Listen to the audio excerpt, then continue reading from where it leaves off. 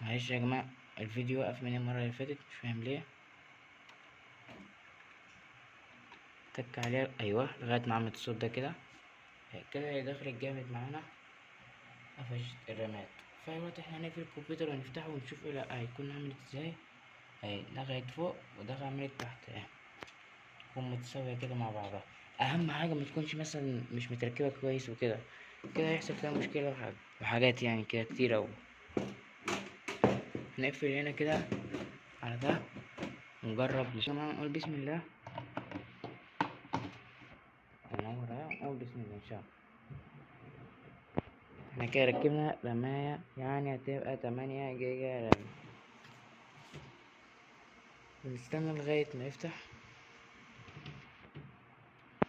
انا تصدق يا جماعة المروحة دي عجباني يعني الصراحة أوي، الجي بي اللي فيها وكده.